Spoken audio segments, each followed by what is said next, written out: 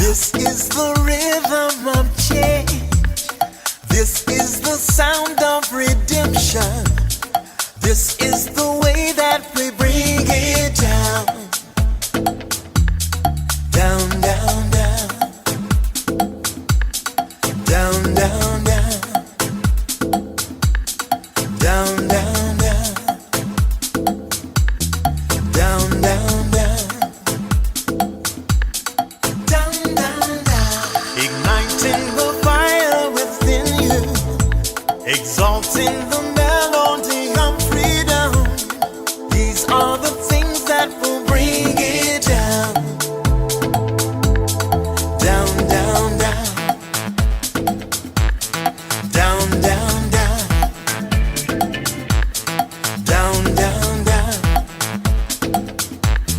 Down, down, down. Down, down, down. So gather the faithful. Tell everyone to stand and shout loud. Shout loud. Shout loud. Let's bring it down. Let's bring it way down. Let's bring it down. Let's bring it down, down. Let's bring it down. Let's bring it way down. Let's bring it down. Let's bring it down, down. Down, down, down. Let me tell you, it's in the air. Joy is in the air. Love is in the air. Can you feel it? What it feel like? Freedom. What it feel like? Don't sleep on it, brother. You might get left, sister. Can you feel it? What it feel like? Freedom. What it feel like? Justice. No need to be counted, cause I am down. Down, down, down. Down, down, down. Down for the end of racism, for the end of bigotry, cause I am down. For the end of misogyny, that's right. For all the isms out there, just down, down, down. Let's bring it down. Rise up, people. No more foolishness, and let's bring it way down. Riding the river of change into the cries of contrition. This is the way that we bring it down. Down, down, down. Down, down, down. Down, down, down. Down, down, down. Down, down, down. We are the children of Eden, dancing and celebrating freedom. We are the ones that must bring it down. Down, down, down. Down, down, down. Down, down, down. Down, down, down. Down, down, down. So gather the faithful. Tell everyone to stand and shout loud. Shout loud. Shout loud. Let's bring it down. Let's bring it way down. Let's bring it down. Let's bring it down, down. Let's bring it down. Let's bring it way down. Let's bring it down. We've got to bring it down. Down. Stand up and shout. Stand up and shout. Rise together. Accountability starts now. The Eric Dawson Radio Show. Yeah. Rise up. Stand up, shouting loud. If you are not prepared to come to that table and to represent that voice, don't come. Because we don't need any more brown faces that don't want to be a brown voice. We don't need black faces that don't want to be a black voice. We don't need Muslims that don't want to be a Muslim voice. We don't need queers that don't want to be a queer voice. And if you're worried about being marginalized and stereotyped, please don't even show up. Good morning. Welcome to another episode. Is it a heat wave? Are we experiencing a heat wave? Is it going to be another 90-degree day? It's supposed to be 90 all week, yeah. Yeah, I think, what is it, 3 consecutive 90-degree days constitutes a heat wave? I don't know. Yeah, I think that's what it is. I heard that somewhere. But welcome, Well, 3 guys. consecutive days to get acclimated to the changing climate. Yo, listen, this heat is wearing me down. Wearing me down. Wearing my plants down, too.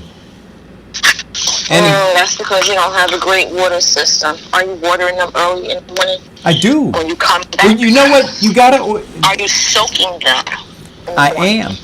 Well, so there are a couple things about watering plants, and even watering your grass. You have to train the root system to go deep, right? And you do that by watering early in the morning before the heat comes, right? Because you want the water to soak down into the soil. Did you know that? And if the water doesn't Yes. soak into the soil, right, and if it stays, not just a little bit below the surface, then the root system won't go deeper because it doesn't have to, because that's where water is. So, but if you water it early morning before the heat comes, then the water won't evaporate. It'll soak down into the soil. So the roots will continue to drive down into the soil in order to find the water. So, so yes, Diane, I do. So you are doing that. I am doing it. But the Because same- it's not so important that you water the leaves. It's that you, like you said, you soak it at the bottom. yeah. And the same thing with your grass. So I see a lot of people water their grass at high noon. Oh, I'm glad you said that. My water's been running for 30 minutes. I'm going to turn it off. But yeah, they're supposed to do it early in the morning. Early morning watering. That's why you notice people who have sprinkler systems, they come on at like 2 in the morning, 3 in the morning, right? So, I'm waiting, Diane. I kind of, the excitement of my zucchini plant has gone away. I still haven't eaten the zucchini. It's on the counter in the kitchen. Okay, keep it up. It's going to go bad. I You're going to be mad. By the way, Wikipedia describes a heat wave as a duration of index that the heat occurs when the daily maximum temperature is more than 5 consecutive days, exceeding the average maximum temperature by 5 degrees Celsius, 9 degrees Fahrenheit. Normally a heat wave is production of ocean climate countries where the sun's reflection upon the water causes the steam or humidity. And there I thought it was a singing group.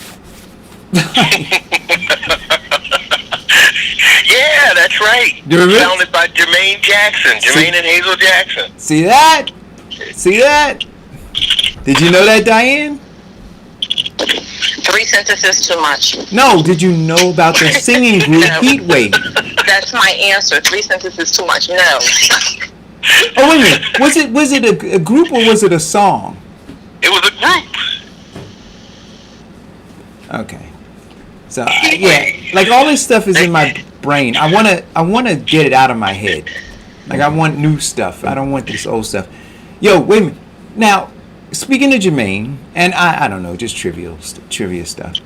So you had the Jackson 5, of course, Michael, and I was jamming to Michael in the bakery last night and this morning. And man, you could listen to Michael probably for 2 days, like without repeating a song. He's written so much, sang so much. And you know he died 11 years ago? I didn't realize it was that long. I thought it was longer. 11 years ago. Wow. Do you know where you were when you heard that Michael Jackson died? Nope. I know where I Yes, I was. do. Where were you, Vincent? Bayside Prison. Oh. Okay. Okay. Hey, listen, man. And you got a record to show it. Pardon the pun. So I was at my mother's. I was with Amina. We had gone to my mother's. And my mother said Michael Jackson was admitted into the hospital. And I just had this feeling that it wasn't good, right? Just a feeling. And then Amina and I left, and we met up with our friend Tony Vaughn. Do you know who Tony Vaughn is? Former DJ at WBLS, used to do The Quiet Storm. Where Tony and I are like childhood friends. In fact, he lives right around the corner from where I grew up. Anyway, the three of us were going down to this bogus, I got to tell you this too, this bogus thing that Cory Booker was doing. You know how fake he is? Yes. Cory Booker is so How fake. fake is he? Cory Booker is so fake that wait a minute. Let me get I got, see, this is an envelope of receipts, right? I got all these receipts on Cory Booker and how fake he is. See all these receipts? But Cory Booker is so fake. There used to be a site called Glocally Newark. I don't know if you remember that. And it was a blog site, and Cory actually hired these suburban white people to write as though they were Newarkers about Newark when he was mayor, in order to give the perception of like Newark being, you know, this progressive, hip kind of diverse. Yeah.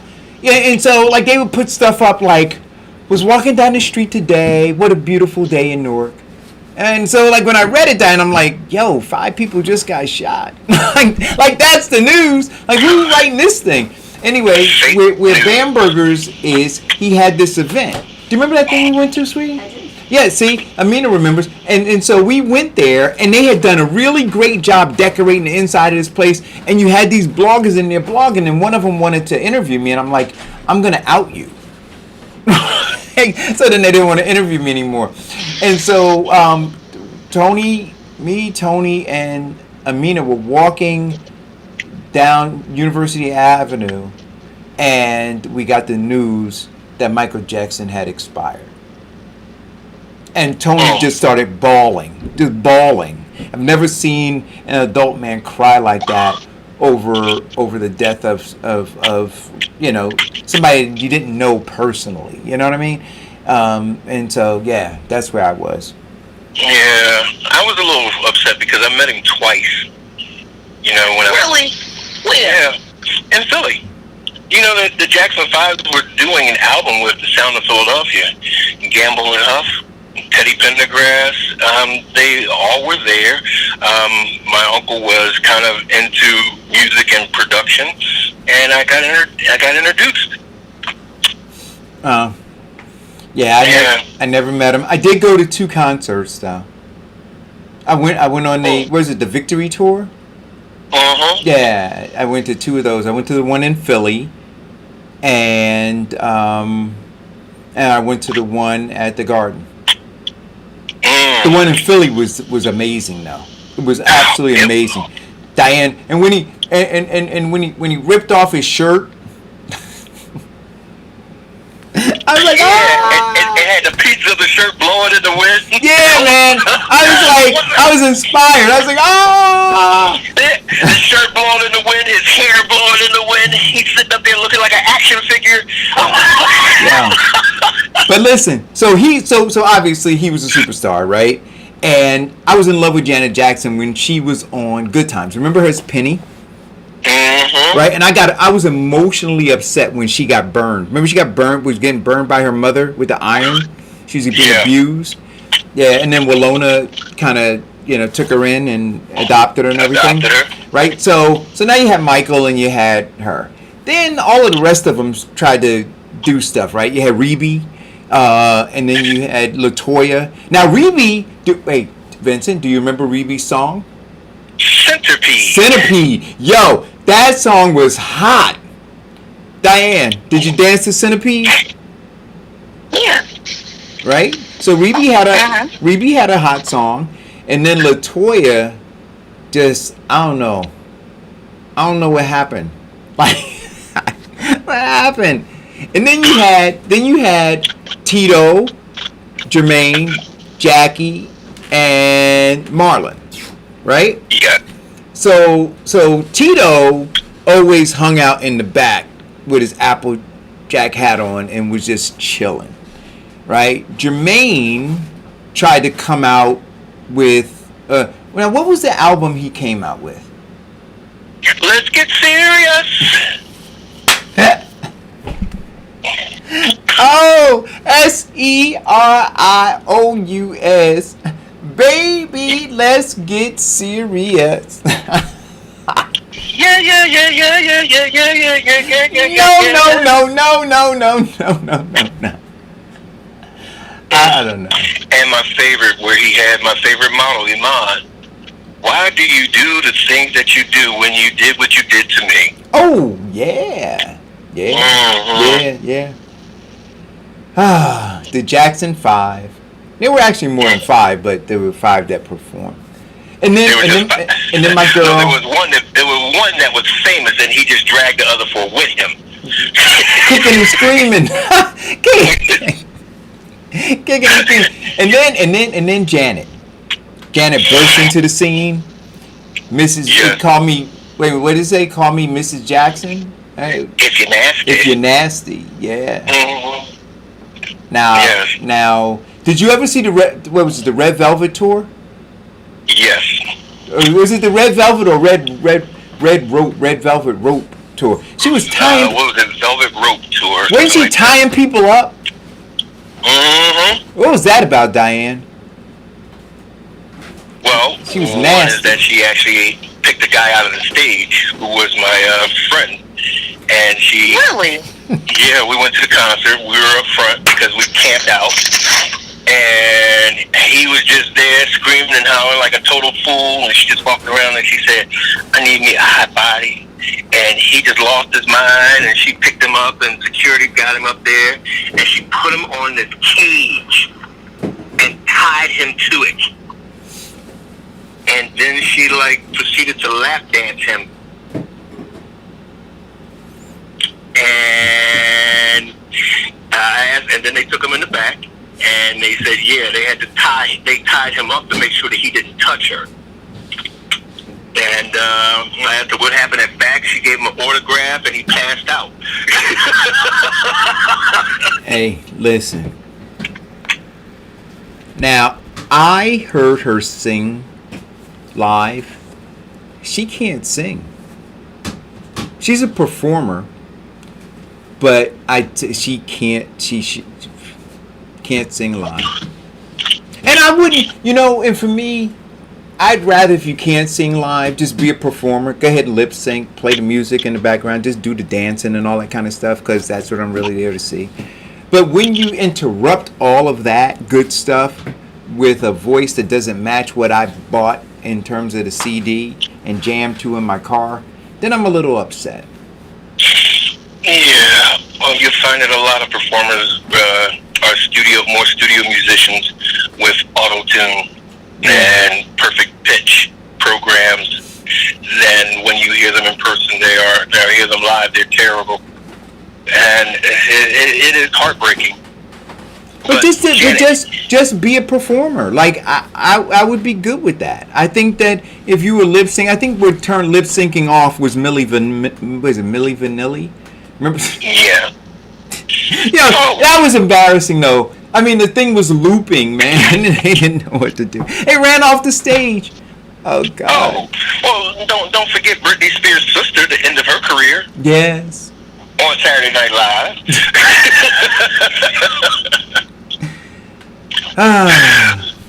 But lip syncing has kept a lot of musicians who were touring for decades.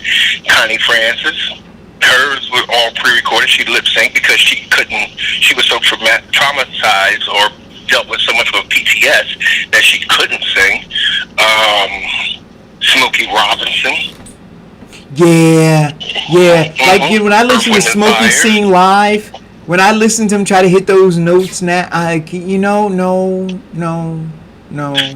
don't do it. Just play the recording. Just play the record, man. Just walk me through memory lane, man. Don't take me on a new journey. I don't want to go. Don't ruin it for me. Just play the recording. Yeah, just play the recording and smile, Smokey. Smile. Mm-hmm. Anyway, I don't know. I just thinking about that kind of stuff. Hey, look at the Earth, Wind, and Fire, Philip Bailey. I mean, they've been playing that recording for a while. Philip hasn't hit a high note in over 10 years. And I'm good with that. Don't try. Don't try to do anything that you know you cannot do. Don't try it. Just play the recording, take me down memory lane. I don't want to go on any new journey with you. Nope. So, Diane, what's hot? What is the news? What's going on? Well, there's a lot of fake news, but what's the real news? Oh, wait a minute. Before we go into the stuff, I was remiss. The other day, there was a horrific accident in Newark, New Jersey.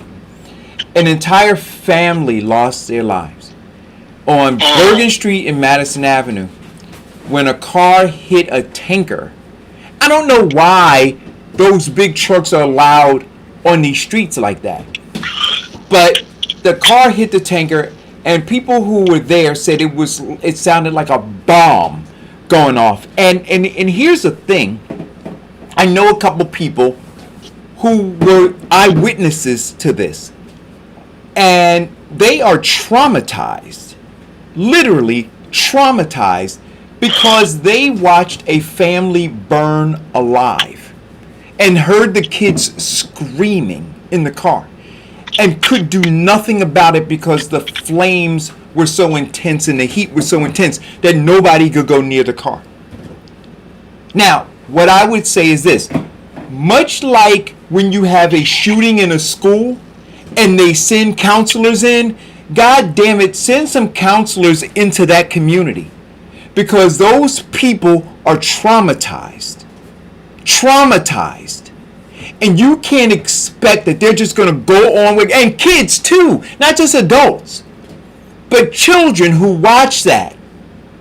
So you want to be progressive leaders in the community? You want to be thoughtful and compassionate? Then send help into mental health experts into that community for anybody who needs it. Reach out to that community, guys. Because people saw something that they should never see in their entire lives. I had to say that. That's terrible. Because nobody's thinking about. But you understand what I'm saying, Diane? Nobody's thinking about that right now. Nobody's thinking about the aftermath of what took place. But think about it. When there's a shooting in a school, mass shooting, what do? First thing they do is they send grief counselors in. Where are the goddamn grief? I know you listen to the show. I know you have your trolls listening. I'm throwing one at you. I'm throwing you a bone. It's an easy one. Do it now. We talk about, you were talking about post-traumatic stress. There it is right there. How many people had nightmares after that? How many people are having nightmares right now? How many people can't focus and think right? Do it. It's the right thing to do. Send in grief counselors. Use your robocall. Right? Send that robocall out. Anybody who needs to talk to somebody about what they saw. Make it available. All right. That's it. And you said this happened when, Eric? When and where again? It happened 2 days ago. It happened on Bergen Street near Madison Avenue. Oh, wow. There are three things that can cause a gas tanker to explode.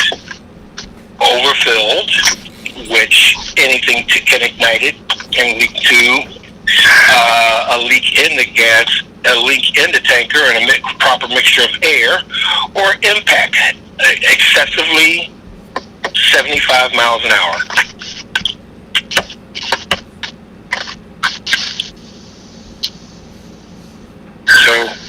So if good information, Vincent. I think it really doesn't matter how it happened. We're talking about the aftermath of it. Mm-hmm. Well, you know that the family in the car weren't at fault with that. You don't know anything. We don't know anything, so let's not presume. Well, I do know. Going over 70 miles an hour. I do know this. We don't know. I do know this. Just hearing somebody start to describe to me the cries that they heard from those children in that car. This is enough for me, Diane. Do you understand what I'm saying? Like, literally. Oh, no. It's enough for me. And as you said, the biggest thing is that sense of helplessness. Yeah, can't do anything. You just sit there and watch it. And I'm telling you, and they've done nothing. This is how bad. You understand? See, but they go and take selfies. They show up in the community, do all of this bullshit stuff. But here's the stuff that matters. Here's the stuff that matters. But it all goes over their head because, like I said, they lack the acumen. But I hope somebody is fast dialing, right? The mayor's office is going, hey, you know what? You should do this. You should do this. Right. Forget about what you think about Eric. You should really do this. Leave your name out of it. Just say we should do this. Yeah, just do it. Doesn't matter how you got the information. It doesn't matter. There are people in pain right now. A lot of them. I can tell you that. Oh. Definitely. Well, you're talking about Newark. There was another incident in Newark the other day that an African-American owned independent delivery contractor for Amazon lost nearly $50,000 after they had to shut down their business due to severe vandalism. Their minivans were vandalized and spray painted, some saying Black Lives Matter, BLM, and kill the police. So now they're trying to, of course, recoup. They stated that the owners said that Amazing Deliveries, who employs 70 drivers from the community, were in shock when they observed 60 of their vans had been marked with Kill Police and BLM. So right now they're working with, of course, their insurance companies. Amazon released a statement and said that it was an unfortunate incident and they support their partner and law enforcement as to investigate. They never went further to say whether they would assist in any ways, but I'm sure once the insurance kicks in, they'll either spray paint over everything or they'll have to literally take it to the auto body shop to have it professionally painted. So, the excitement of Newark. The other thing, New Jersey schools will stay closed the start of the year. All remote has been proposed under a new bill. Yay! Somebody has some common sense. Proposed. The bill sponsored by Assemblyman Democrat Miley Jassy, who's right here in the South Orange. She's over South Orange, and I forget what other territory she covers, but I know she covers South Orange, maybe Milburn, and a couple other towns. Herself, a couple other Assemblywomen introduced a bill to Phil Murphy in the Department of Education, calling for all public school districts to offer at least in-person learning, some in-person learning for the 2021 year. Only special education and related services will be delivered in person, according to the bill. And it's funny that she mentioned this because my daughter was talking about this yesterday about her school. The school had given options to the teachers as to whether or not, not the teachers, the parents, whether or not they want the kids to come in.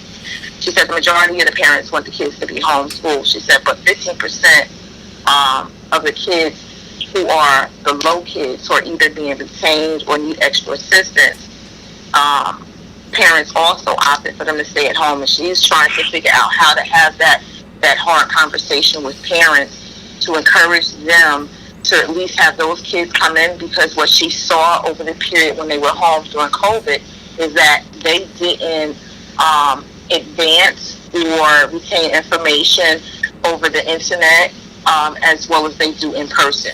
And she said some of the things have to do, of course, with behavior, attention deficit, being able to sit in front of a computer, do the computer work, and retain information at the same time. Sometimes she told me there was one student that she would literally just sit there with him trying to get the work done, but he would be sitting there playing the whole time. So she really couldn't do what she could do in person with him to keep him focused. So it's interesting that they would even mention that in the bill, that special education kids, they would want them to have in-person education. They talked about more than 500 school districts in New Jersey currently are preparing reopening plans that need to be presented to the state education department earlier this in August. However, they don't say whether these plans are being approved or they're just saying that they have to be presented, which is different. It's unclear as to whether the proposed bill will delay the start of in-person classes, and will it have this regarding on how fast the state legislation moves. And it does not, and if it was approved by the full assembly in the state, would it need to pass identical legislation again before Murphy for him to get it signed off? So here's my thing, right? We have to make a decision, like I said before, about whether we believe that there is imminent danger, there's an imminent threat, right? That life is at risk. Like, we have to, and then if we believe those things, then we have to act accordingly. And so and I used this example the other day. I said, if we knew there was an active shooter in the school, would we send our kids and our teachers in that school? Or would we flee? And so,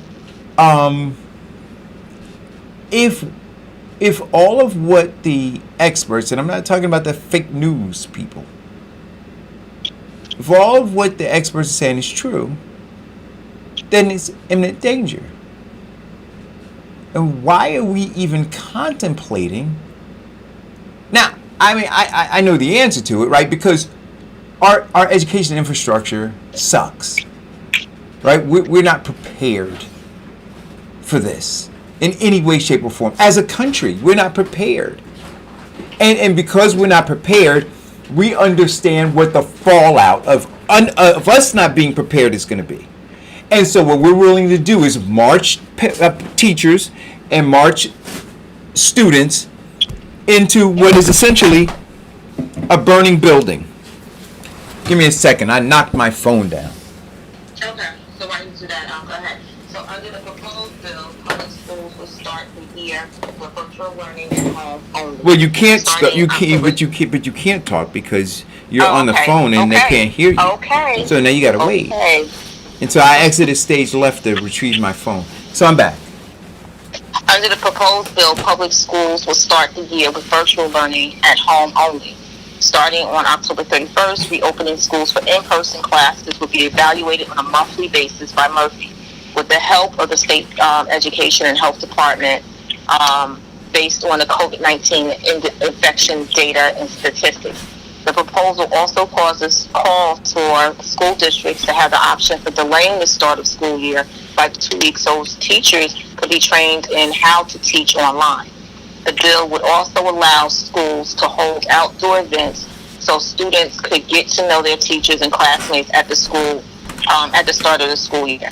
In-person learning, without a doubt, produces a better educational outcome for students, and many are eager to return to the classroom. However, until we are sure the safety of our students and staff, we must focus our efforts on how we can enhance remote and virtual learning to provide students with the highest quality education. And that comes from Assemblywoman Lampett of Camden. Recent days, Murphy has rejected calls to cancel the reopening of schools with in-person classes, saying it's important families with working parents have the option of sending their kids to school some days. So he's looking at this as a point of a babysitting program, not education health-wise. Right. But go ahead. No, I just think that we realize that we're in for a world of hurt right now. We're already so far behind other countries in terms of education, right? And then the black community is so far behind its counterparts in suburbs in education. And a lot of this is not you can't make it up. You know what I mean? You're not going to be able to make it up. So these kids are suffering, and they're suffering because we're not prepared. And you know, it's just going to be what it's going to be. But the alternative of sending them out there to save face, right? So we're going to send it, because that's what it really is, right? We're going to send them out there, and you know, we're going to save face. We're going to open up the schools, and we're going to put them at risk. It's just going to be worse, you know. So own the fact that, you know, you didn't prepare, that we aren't prepared, both as a country and then as a community, right, of people. We just are not prepared. But I continue to say this: if I had school-age children, they would not be going to school. They would be homeschooled. You know, if I were a teacher, I would not be going to the class. And I did hear that the union now is deciding to back these teachers if they decide that they're gonna, you know, stay home. No, that's the reverse. The teachers told the union that they weren't going and that they need to start talking to the governor because they're not going in these classes. Oh no, that's what I'm saying. But because at first the union was not on board with this, and now the teachers have applied pressure, and the union now is saying, yeah, we'll back you. Yeah, because some teachers have even threatened to take early retirement or quit.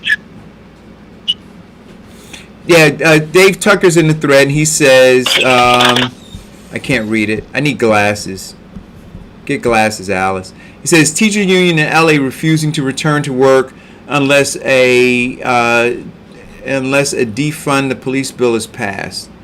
What does one have to do with the other? Teacher unions all across the country only care about themselves. They don't really care about the kids. Well, I agree with that. Okay, so I agree that the teachers union there is was just, an article that's true. Yeah, Mm-hmm. I agree that That the teachers unions, unions. go ahead. That the union, no, you got it, Eric. No, I'm gonna go find ahead, the bro. article. No, Go ahead. nope, you got it. The unions did talk about, and not specifically the New Jersey union, but there was a California union, and I posted the article some time ago, and they talked about some of their demands, and none of the demands actually had anything to do with their health and concern about going into the school system. And this is, I think, goes back to what we talked about before, Eric, about this supposed Black Lives Matter movement that people have now co-opted and taken on their own agendas and used it as a reason. And like he said in the feed, why are the teachers even worried about defunding the police department? Because that doesn't have anything to do with it. Why are they not? One, they should be talking about taking the police, if you're going to defund them, taking the police department out of the school systems. So your school security should not be police officers, if that's what you're talking about. But that's not even a part of the discussion. Right. But Well, I'm going to find it for you a second. Mm-hmm. Yeah, they figured that they would take this opportunity, right? Hijack whatever movement they can, whatever leverage they could, you know, to try to squeeze something politically for themselves. Right, so here it is. LA Teachers Union won't reopen, say they won't go back to school unless the charter schools are shut down. They defund the police department, and that they receive financial support for undocumented students and families. That housing for homeless is fully funded, and that a statewide wealth tax is implemented. And the Medicare for all government-run health care is passed. There we go. So what else? Anything else they want to add into that? They have said nothing about education. Hey, Diane, listen, let me call them because I want them to throw reparations in there too. Hey, since you're at it, throw reparations in. We're not going back until you give reparations to the Foundation of Black Americans. Oh God. Yeah. So. But that's why they're slimy. It's been hijacked. Yeah, they're slimy. You know. And I agree with you, Dave. They don't care about the kids or the teachers. You know. Mm-hmm. So, fake news. Fake news. Was the woman Nigerian? I don't want to get it wrong. Yeah, she's Nigerian, but wait a minute. I think she's Haitian, and she got her degree in Nigeria. I believe that's what it is. Okay. Or the other way around. I have to go back and look at the article, but go ahead. So I was tagged in, a couple of days ago, I was tagged in a post somebody made posting the video. And when people do that, when they tag me and stuff like that, that they know, I'm not in agreement with, it's like a passive aggressive behavior, right? You don't need to tag me in it. But anyway, I was tagged in it. Didn't respond. I saw the video and I didn't do any research on it, but it just was weird, right? That you had this woman who was there and you had these other, I think they were all doctors, I don't even know. And they had their white coats on, they were standing silent behind her. And she went on to pronounce that she had saved 300 plus people using hydroxychloroquine. And I said in a previous show, if you save 300 people, 300, not one of them would stand with you. Like as you proclaimed, how, I know I would, like seriously, if I knew that their lives were at risk, people were suffering across not just the country, but the world. And I had an opportunity to be in a platform to talk about how my life was spared, how my agony was spared. I'd do it. But she couldn't get one. Not one. And so she stood there alone at the mic with whoever these people were behind her, talking about this feat that she had accomplished. And then, lo and behold, we get some information about the lady. You want to share that information, Vincent? No, go ahead. I don't want to take your thunder. Go ahead, because I'm loving this. Right. So apparently, I'm gonna be interrupted by a phone call. Hold on. Oh, tell the caller to hold. You get that out. Yeah, hold on, caller. I think the caller's on, but hold on, caller. So, if my understanding and reading was correct, that she's gone as far as claiming voodoo, the voodoo that you do so well. Well, I'll give you more specifics. She stated in 2015 sermon that alien DNA is used in medical treatment. No! In another 2015 sermon, she claimed that researchers are currently working on a vaccine to prevent individuals from being religious. No! In the same 2015 sermon in which she referenced alien DNA, she said the government is run by reptiles. Oh! Wait a minute. These are body shots. Come on, guys. These are body shots after she'd been dropped on her head. What are we doing? So wait a minute. Now, so the people who kept putting this up, and then Facebook kept taking it down. Hold on. People kept putting this up, and Facebook kept taking it down. And they put it up, and Facebook taking it down. And then the question was asked, why is Facebook taking this stuff down? Oh, Donald Trump had mentioned her and put her link in his Twitter page and called her brilliant. Come on well, now. I don't think that's why they took it down. They took it down because they knew they were spreading propaganda. Well, but not only were they spreading propaganda, but Donald Trump, because of the number of the millions of followers he has, Diane. When the President of the United States puts this up there and calls her brilliant, right, it adds credibility. Right? And then when other people, right, who have influence through their social media pages put it up there, right, it creates maximum sophisticated confusion. Go ahead, caller. Good morning, everyone. Hey, Farrakhan. How are y'all doing? Now, I'm not going to really fuss with y'all today.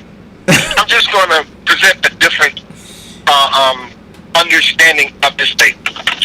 First off, this doctor, I forget her name, right? They are Emmanuel. They are mismatching her medical treatments versus her theological beliefs. They're two different things. She's not talked about alien DNA in her medical practice. She talked about it in her religious doctrine.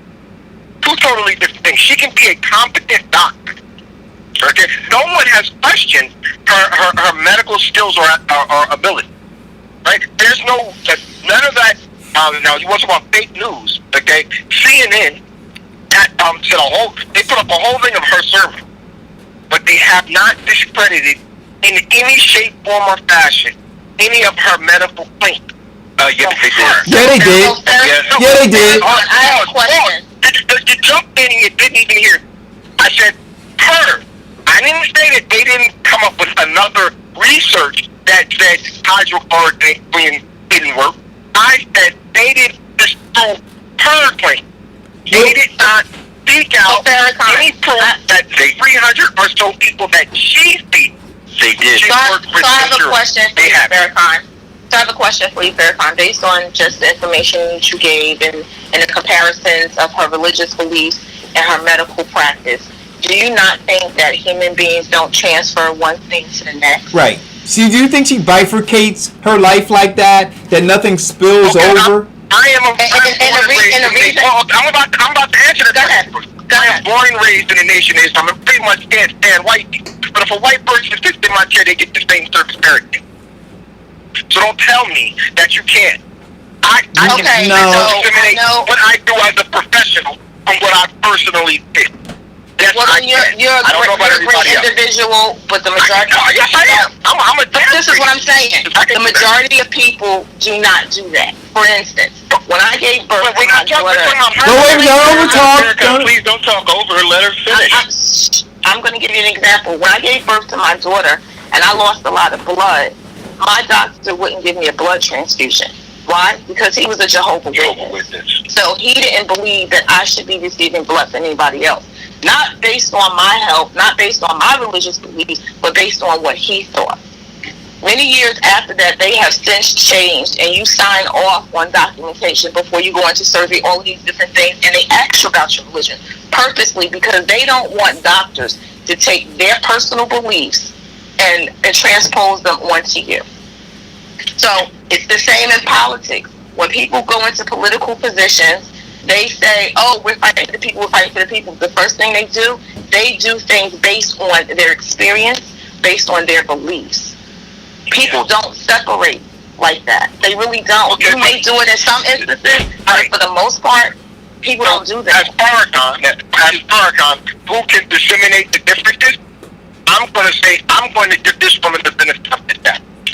Now, if other people in this world can't, if they can't separate their personal beliefs from their professional responsibilities, that's from them. Farrakhan can. So I'm not going to do that. Second, have you ever studied DNA? If you study the research of DNA, now maybe it's poor wording, but 98% of all DNA is considered foreign or alien. 98%. That does not have any explanation of coming from this world or from any living thing on this planet. 98% of all DNA genome is considered alien or foreign to some extent because it does not exist in this human form or planetary system as it is today. That is fact. Well, okay. Now, to answer that, Farrakhan, first and foremost, if 98% of DNA is considered alien and foreign, then why does it exist in our body? The second thing is that they cracked the DNA code. And in fact, the two people who actually broke the DNA code, which led to a lot of gene therapy and finding out research linking a lot of people having certain don't talk over him. Please don't overtalk me. Please let me finish. But you can't wait. Farrakhan, wait, one second, Vincent. But Farrakhan, you can't do. So even if you disagree with him, you have to let him finish, right? Just like if he disagrees with you, he's going to allow you to finish so that the listeners can hear what's being said. Now, they cracked it and won a Nobel Peace Prize for cracking the mystery of the DNA code. And the third thing, that article in CNN, and they talked about, they disputed her claim on curing over 300 people with hydrochloroquine. And what they found out is that they could not find one person. And even contacting her and her people, giving the names of the people that they cured, nothing came up. There was no facts based upon that. Even three scientists, including Dr. Fauci, showed the research that they did earlier in March with hydrochloroquine and people dealing with COVID virus, and found it to be untrue. So the facts are that this is fake. You look at, and in fact, look at Brazil, where the president is pushing hydrochloroquine, and the rate of death and infection are consistently increasing. So your fact versus the reality does not make sense. So go ahead. Okay, now it would have been so much easier if we could have broke that up. One, show me where they have said that she has not cured these patients that she has claimed. I have not seen that. And I have watched, and I have seen it recorded for the last 3 nights. Okay, I have Don, hold on, let me finish. I have Don Lemon, I don't have Anderson Cooper. I have, what's the other guy? The Cuomo kid. Right? I got both of their shows recorded for the last 3 nights. Nowhere on their show have either of them said anything about they cannot find or they have disproven that she has treated these people. Interestingly enough, those other 10 doctors, let me finish, other 10 doctors, for some reason, nobody's put their credentials up. Nobody's questioning them. Well, are they beyond reproach too? If they put this quack, right, that everybody wants to say out there, right, then who are they? Nobody's questioning them, because while she might, again, they will always try to use a black face to discredit anything if they can. And they are using her for whatever reason. But I am not going to sit here and let me finish. I am not going to sit here and disregard what this woman is saying, because CNN, whom I can't trust for any other thing in this goddamn world, right? I'm supposed to trust for this. That's for one, okay? Secondly, as to the cracking of the DNA code, no, totally misunderstood from what you just said. I don't know where you read that, but those doctors that you were talking about, and yes, they Google it. A Nobel Peace Prize, not for cracking the DNA code, but for the research that they did, getting it as far as they did. They got it so far that they realized that they did not know 98% of what they found in the DNA code. That's what they did. Now you can go look that up, right? And I can share the pages on the scientific research on the thread. Do me a favor, please post it on your Facebook page. All is, okay? No, please. 98% of all DNA genome is unexplainable. They have actually sat back and said that it has to be something from 500 to 700,000 years ago. Okay? Before there were, I'm trying to take it back to the Neanderthal man. That's literally what they're trying to do. They're trying to connect the DNA that they cannot find, the 98% that they cannot find or understand. They're saying that is residual from evolution. So that doesn't make it alien. But hold up. That's their way of saying we don't know. It's residual from evolution. Half the people don't even believe in evolution. Right? The doctors that's telling you that are the same ones that believe in Jesus Christ. They don't believe in evolution. So Farrakhan, now that is fake too. Farrakhan, what you're doing here is Farrakhan. Doctors tell me that it's from evolution, but then you explain existence from God and not evolution, then somebody's right. There's got to be a person saying 2 different things. None of them ain't true. So don't tell me that this woman. Okay, I'm saying to you. So what I'm saying to you is this: what you just did was introduce another fact, changing the existing subject to a whole different topic. I introduced the truth. So wait, no. So wait a minute. I just want to. Wait. No, Vincent. I don't want to. I introduced to you that DNA 98% has not been cracked, and it's just being blamed. So wait, no. So here's the question, right? Because I like to be at the macro, not the micro. So the macro of this is, you trust what she says, Farrakhan? As a doctor? Sure. It doesn't, and then like I said, what she made me do is go and look up DNA. I wanted to know alien DNA. No. What I'm asking you is this. You trust that she can cure everybody from COVID-19? No, I do not trust. That's the macro. See, the micro is getting into these little things that distract us from the bigger. Wait, okay, I'm gonna let you finish, and then I'm gonna talk. Go ahead. No, I'm going by what you said. The flu vaccine does not cure everybody from getting the flu. Okay, so no, she cannot cure everybody. Wait. Well, go ahead. A certain amount of people. Sure, why not? Okay, so now allow me to talk. So she represented that she was batting 1,000. She didn't talk about anybody who wasn't cured. She talked about the 300 plus people that came in, and all of them. So whatever she was doing, right, was perfect. It was working perfectly. So what I'm saying to you is this. I hear feedback. I don't know where that's coming from. Somebody was listening to it. No, somebody was listening to it. Okay. So what I'm asking you is this, because this is where I am. I'm going liar, pants on fire. No 300 plus people came in and you cured them all. That's what I'm saying. I don't trust it. I don't believe it. I can respect that. Right. So I can respect your belief of that. Right. And so all of the other things that you guys are talking about, we can have debates about those other things. I'm saying liar, pants on fire on this issue that is killing people, and the fact that she's spreading that fake news and the fact that other people did, including the president, is irresponsible and dangerous. That's where I am. Okay, and I can respect that from what they're saying, but I'm not going to do what CNN has done, which is say dismiss her 100%. They've given her no credibility. But the thing is, and this is where I had my question when I started seeing it. I said, wait a minute though, there's 10 other doctors around. But you guys aren't talking about those guys at all. They're trying to dismiss this one person. Right, but here's the issue though, right? It's like the backup singer. I don't know the names of the backup singer. I only know the lead singer. And so she stood in front of the microphone. I didn't hear those other. I don't know if she was the lead singer though. Wait a minute. She was wholly did. There were 10 people. I don't know. For instance, there may have been 10 people that saying the same thing.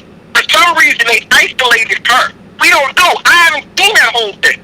Like 10 people there. I know 10 people that come just for the speech. That's what I'm saying. Did you hear the other? Did you? We didn't get the rest. I didn't get the rest.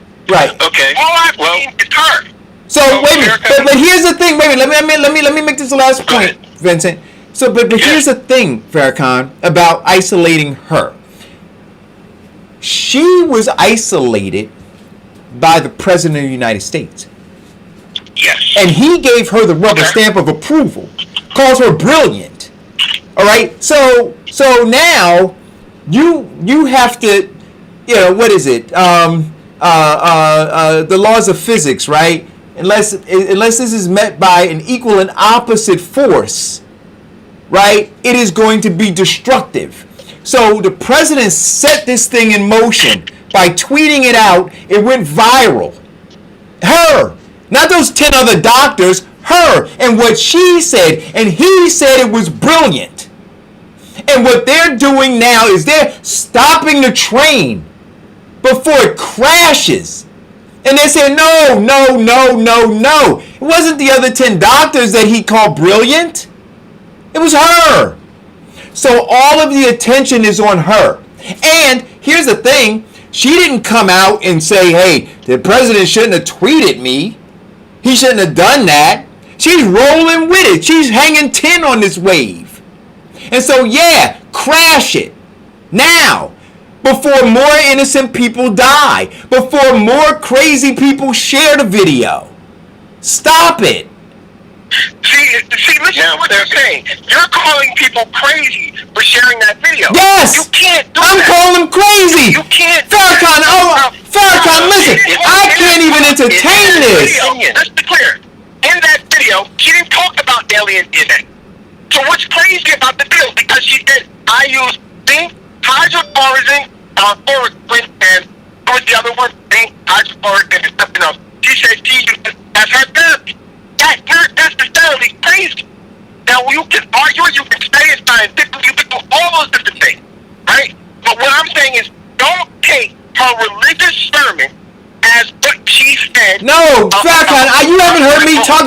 Wait a minute, Farrakhan. You haven't heard me talk, Farrakhan. You haven't heard me talk about her religious sermon. That's what I'm saying. I'm not even on that. I'm simply saying this: when the woman stood up there and talked about saving 350 people, I'm saying liar, liar, pants on fire. Right there, end of it. I don't want to go into alien DNA. Like you said, right? But see, here's I'm agreeing with Eric. I'm not debating that. I'm agreeing that if Eric says, I don't believe that she's cured 100%, all right, I will take you for that. That is a personal understanding belief. I don't have no question for that. But you did say, what you're telling about, that's not why they're calling her crazy. People are calling her crazy because of her religious belief. They're trying to dismiss her because of her religious belief. They didn't put up anything about what her medical professional history was, whether she has been sanctioned or discredited or anything in the past. They put up her religious sermon. That's what I'm saying to you. They put the research up on her medical of her proving these people were cured, and that was her medical. No, please let me finish. Please. Okay. Then can I finish? Go ahead. Please. They put up again. You're just talking, though, bro. I'm asking you. I can go and show you 3 nights of recorded CNN. Okay. Then those 3 nights. Farrakhan. Farrakhan, I can't talk. You stop, because talking and saying something are different. And right now you're not saying anything. Right, but that's wait, Farrakhan. Wait. I'm gonna stop this again. Farrakhan. Wait a minute. But to you, he may not be saying anything. But we gotta understand that there are other people listening to the show, right? So what's coming out of his mouth is for not just for you, but it's for other people as well, so that they can hear both sides of this thing. So you may not agree with him, but there may be people who do, or at least people who want to hear what he has to say. Thank you. Now, they put up her beliefs in curing people with her cocktail of hydrochloric and zinc. And they said at the end of it, we've looked out and reached out for contact and information of those people. We haven't got a response, and we invite them to contact us. Now, you can see that in the recording. The second point that I want to make, okay, the Harvard Review 2000 on the genome code of the men who cracked it. The reason they received the Nobel Peace Prize is because it was believed that there were 3 billion gene cells. They found 1 trillion, analyzed all of 1 trillion, and then said that equates to 99% of the human genes. Now, that's in the Harvard Review. That's not Vincent's Pryor. Okay, and what do they know of that 99%? I know what I just said, and I know what you just said. And it's no different. Again, they had not explained the 99%. Well, okay. Read it further. Hey, don't give me the headline. No, I've read it already. I've read it. I know what you're saying. Okay? And nobody's questioning how much. If you know what I'm saying, then how can you say that we don't know anything about 98% of the DNA? That DNA is not human. That's what I'm saying. They are telling you that 99%, that 98% that they have uncoded is not from a human being. The part you don't get. Well, okay. That's what I'm saying. Yes, and you know what they did find? Whoa. I said, you know what they found? They found that the DNA code also includes things like plant life, or we share the same DNA with them. Plant life that no longer exists on this planet. Really? Bananas? That's what it's saying. They found 200 DNAs. They had found over 200 that matches a banana. So what are you talking about? A banana no longer exists on this planet? Out of 1 trillion. 200 out of 1 trillion. Again, going back to 98% of it is non-human. What are you missing? Farrakhan? If there's 200 genes to a banana, I import told you, I implore you to reread it and post it on your Facebook page. I'll follow you and talk to you about it. I gotta go. My client's here. Gotta go. Talk to y'all later. All Have right. a great day. So, breaking news. Did you see it, Eric? No, what's the What I breaking just said? news? Okay, former GOP presidential candidate Herman Cain dead from COVID-19. Oh, wait a minute. See, Uh-oh, here it comes.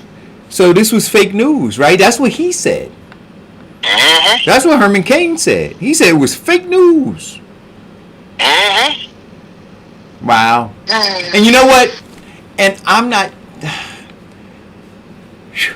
Trust me, guys. 74 years old. And I'm not dancing. 74 I'm years. not. He was I'm not 74 dancing years on old. anybody's grave. I don't wish anybody death. I don't care. I don't. So last month, Cain tested positive for COVID-19 just a little over a week after he attended the Trump campaign rally in Tulsa, Oklahoma on June 20th. While there's no way, of course, to pinpoint exactly where he contracted the virus, Cain posted a photo of himself and others at the event which showed him without a mask on. Mm-hmm. Yo, that's what you. Nah, you know what? No, I'm not even gonna say it. It's that would be tasteless. You know, look. So here's the deal, right? So he's got a family. He's somebody's son, somebody's nephew, husband, father, all of that, right? And so irrespective of what you think of him, those people who he left here are grieving, right? And it's a shame, right? It's sad. My hope is that his death is a wake-up call, and through that wake-up call, we save more lives. That's what I really hope. Yeah, I mean. I want to say to the family of Herman Cain and friends that, you know, our prayers are with you. It is horrible when a man with so much potential is taken away. And, I mean, I'm not going to grandstand it or use it as a point, but, you know, we have to be careful with who we choose to believe about this virus. Where we're finding that more and more that it's not right, and we're leading people to their death. That's all. People can believe what they want to believe, but if they aren't cautious and take heed to common sense, then they will be stuck in a path inevitable that will not be kind to them, and it's as simple as that.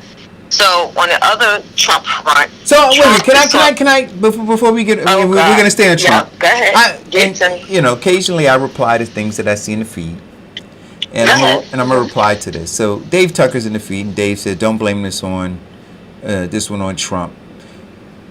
So what I'll say is this: he is. Wait a minute, you said Dave, who was in the feed? Dave Tucker. Dave Tucker.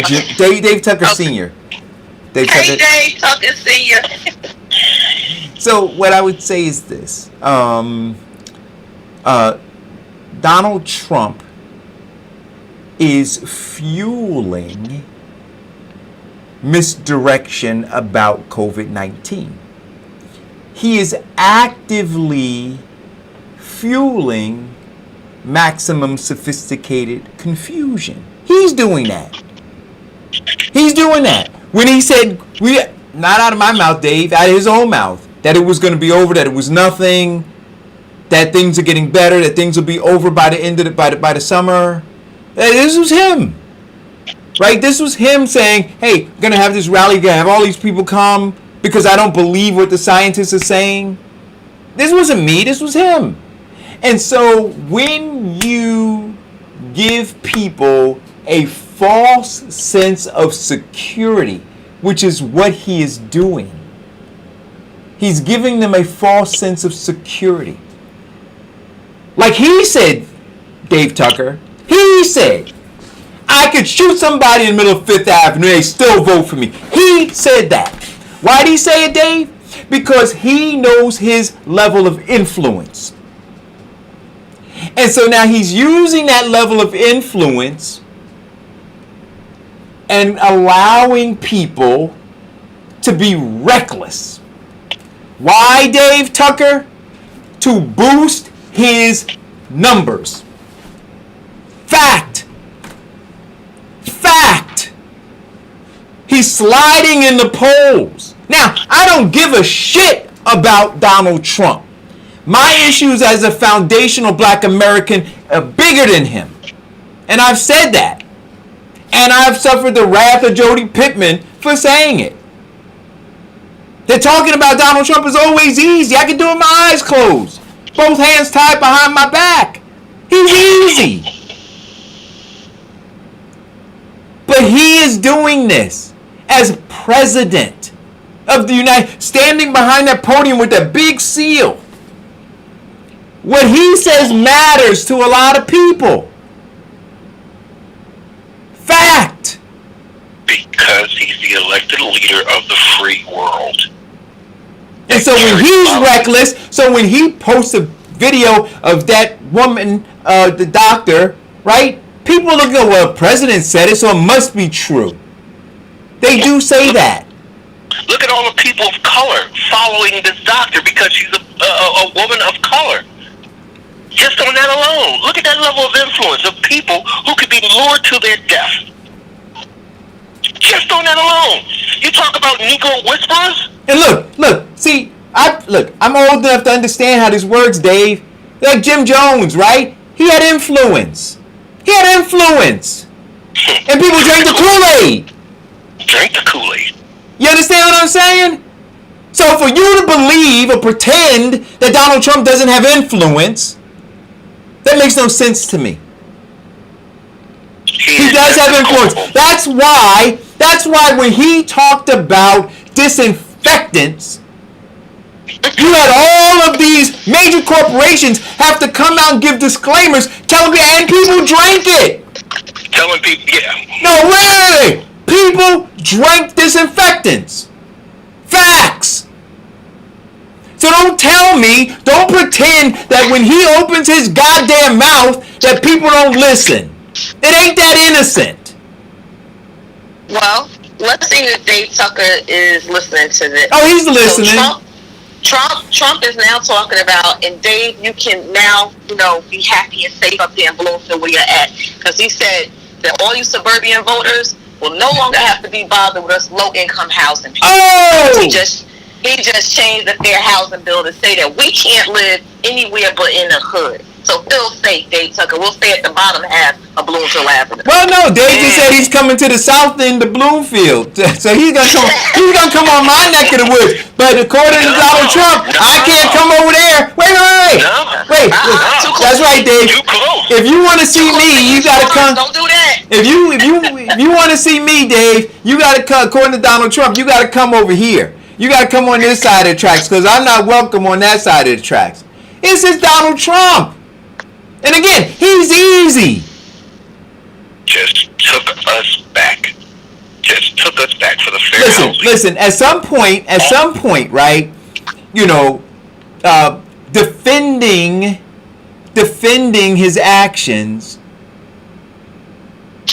just like causes me to raise an eyebrow or two. But look. The guy is dangerous, and I don't want to spend time with him because at the end of the day, my condition, the condition of foundational black Americans, and not rising or falling under Donald Trump. They've been falling under a system of oppression since Africans were brought here and enslaved. So that's what I'm focusing on. So I don't want to get distracted by it. I just brought it up as a footnote about... Eric, yeah. Here's the point. When we talk about Negro Whisperers and him changing the Housing Act, who is the Negro Whisperer who is in charge of that? Well, Ben Carson stated. Uncle Ben? Ben Carson stated that it was not effective, that the Housing and Urban Development Secretary Ben Carson stated that the Obama-era rule proved to be complicated, costly, and ineffective. He found, and I quote, "We found it was unworkable and ultimately a waste of time for localities to comply with, too often resulting in funds being steered away from communities that need them the most." That's what Ben said. So what the Trump administration announced is they're replacing the Fair Housing Rule with its own rule, one it dubbed Preserving Community and Neighborhood Choice. And all that was, in one statement, was MSC, Maximum Sophisticated Confusion, better known as bull. So Trump tweeted on Wednesday, and here's a quote from his tweet: "I am happy to inform all of the people living their suburban lifestyle dream that you will no longer be bothered or financially hurt by having now low-income housing built in your neighborhood. Your housing prices will go up based on the market, and crime will go down. I have rescinded the Obama-Biden AFFH rule. Enjoy." He tweeted at 12:19 p.m. on July 29th. So basically, he just rolled back everything that we talked about, that they established on how they wanted to create the white middle America after World War II, and rolled back into redlining to stop blacks. But let's understand. Let us be clear, Dave Tucker, what this means, right? So not only are we talking about housing, right, and all that comes with it, right? Because when we have this conversation about the inequities that exist here, it's in the lack of opportunities, it's based on zip code, right? It's all based on zip code. So now when we talk about education, they're now locked out of that too, right? Correct. You understand what I'm saying? So they won't be able to go to, and so as far, hey Dave, listen, here's where I am with regard to Donald Trump. I think that Donald Trump's an ass, but I think Biden's an ass too, right? Because Biden doesn't want much better for blacks, right? So they're not my issue. See, I want to deal with my mayor, my councilman, my freeloader, as Diane says. I want to try to deal with things at the local level. That stuff up there is all maximum sophisticated confusion. Right now, we need to get rid of Donald M. Payne. See, that's the pain in my ass. Well, absolutely. That's the Donald that we need to bounce out. You're right. Do you understand? That's the Donald I'm focused on. While people got me focused, or trying to get me focused at 1600 Pennsylvania Avenue, I'm not focused there. Now, keep in mind this budget, and if I could build on what you were saying, to give people a larger understanding of your local influence of this actual act and bill. Your taxes that come out of your dollars and your property taxes basically go into and helps with your school budget. So, since now that they have redlined the actual property value, so low income will be on one side, which means that their low income means low taxes as well, or low tax values. Right, but you know what though? Listen, here. We're using a lot of words. Right? You know, it reminds me of that movie Hoffa, right? Remember he said, are you using words? Remember he said that? So okay. So we break it in 3 words. You just defunded your public school. Right. We've been screwed. So here's the deal. And this is look. You got, when somebody says this to me in the thread, says Donald Trump, so be grateful, because that is the end of it, right? And it sounds like Mitch McConnell. But Dave Tucker says Donald Trump's done more for minorities, wink wink, black people, in 3 years than your black president did for you. So be grateful. So here's the deal, Mr. Tucker, right? Has the racial wealth gap lessened? Has it lessened? Are blacks still headed towards zero wealth by 2053? And did Donald Trump deliver a massive wealth transfer to white folks. See, so when you say it's crazy to me, let's look at these indicators that are leading to an apartheid state. Let's look at these indicators, Mr. Tucker. And so you tell me in those indicators how the trajectory has changed for black Americans under Donald Trump. See, the little trinkets? That's maximum sophisticated confusion, Mr. Tucker. Black people are doing worse. Correct. And this bill just made it easy for And people this to idea, discriminate. I'm telling you, and this idea of look at this white savior in Donald Trump and be grateful because he did more for you than your Negro president. How dare you? Well, Eric, this is the way I look And at I it. love you, Dave, but you're wrong on this.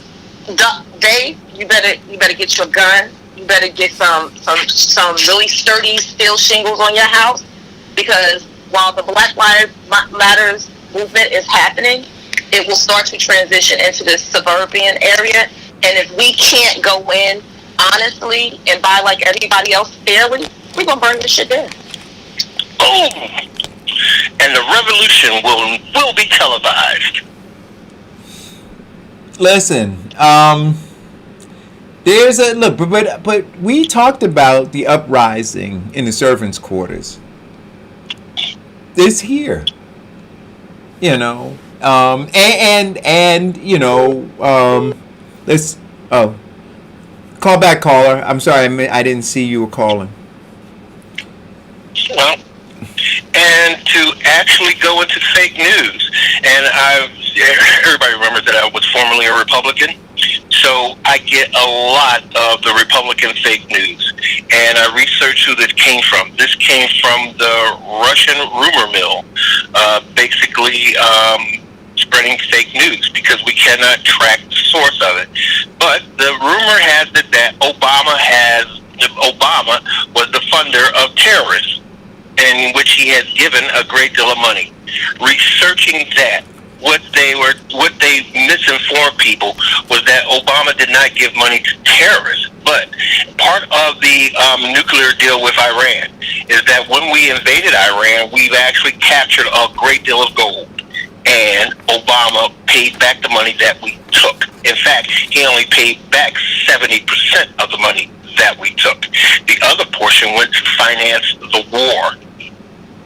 So, but they're changing it now, saying that Obama gave all of this money. In fact, they gave it to them in euros, which turns out to be close to $32 billion, somewhere around there.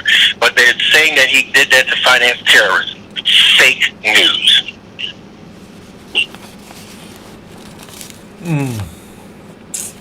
So there's always a long pause after you talk, Vincent, because we're always trying to find out the correlation between what the hell we was just talking about and what you start speaking about. Yeah, well, fake news.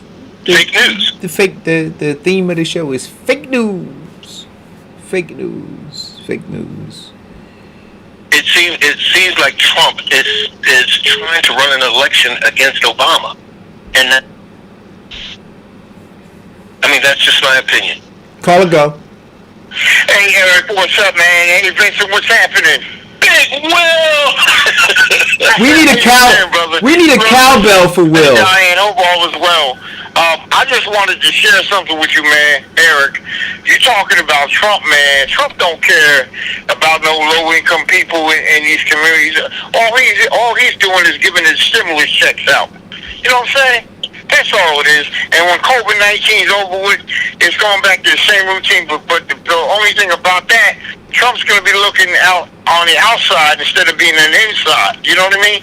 That's the way I feel about it. You know, in reference to other communities, you know, in Bloomfield, you know, I was helping a friend of mine this past week trying to get Section 8 housing in Bloomfield. Okay, nice apartment. I'm not going to mention where it was. It was in the middle of Bloomfield Center. Okay, the guy told her it was over $2,000. But it said in the email that I got in the retrieve that they accept Section 8 housing. So which is it? You don't want the low-income people in suburban communities, or you want them to pay more for a better area? That's what I got to say about that, you know? Well, Will, have you seen today, this afternoon, 12 o'clock, Assemblywoman Timberlake is going to be having a virtual call, and she's going to be talking about how fair housing in regards to people right now with COVID-19. What she's proposing, a bill for the tenants to relieve the tenants who have not been able to pay rent, as well as helping the mortgage holders, which are the property owners, with their mortgages, with having forbearance programs put in place with the banks. So it's on my Facebook page. If you check it out, I'm gonna put it in this link. Make sure you share it with the people in Orange so that they can tune in and ask questions. And I'm going to reach out to her later tomorrow, to see if we can get her on tomorrow to talk some more about the bill. Yeah, I mean that bill is that a pending bill so far? She's proposing it, and it's supposed to be going up, I think, next week Monday when they go back in. Mm-hmm. Okay. I just wanted to. I appreciate that information, Diana, and I will pass it on to the people of Orange. What I got to say about that is, though, in the first start at the beginning, reference to the schools in New Jersey, like Vincent had brought it up and you guys had talked about it. Governor Murphy says, well, we're going to do the virtual learning or in-house learning. Which is it, Governor Murphy? And also, the schools since March have been closed, and what about getting these kids tested before the school? Has there been any conversation throughout the entire state about getting kids tested through the entire school system here in New Jersey? Or has anyone heard about that? Yeah, well, one township was talking about that when they did a virtual town hall meeting about opening the schools. And one of the parents basically said, so does that mean that you're going to test the children every week so that they can come to school? And they basically said that they don't have the money to do that, and it will be up to the parents themselves. So you know what that means. It ain't going to happen. Not to mention the fact that labs are already overworked, that the testing are coming slow. That's one of the reasons why we are getting slow results on the rise in the COVID virus in terms of actual cases or new cases. The other aspect that they looked at, and I applaud them for saying it, and because this confirms with what we said on the show. Well, let's look at it. The public school system has failed a majority of the children with on-site school learning. So maybe the virtual schooling, giving them a new norm or a new way to learn, will increase our children's educational value. I mean, we've had this virus hit us since March, or even before March, and there was plenty of testing done.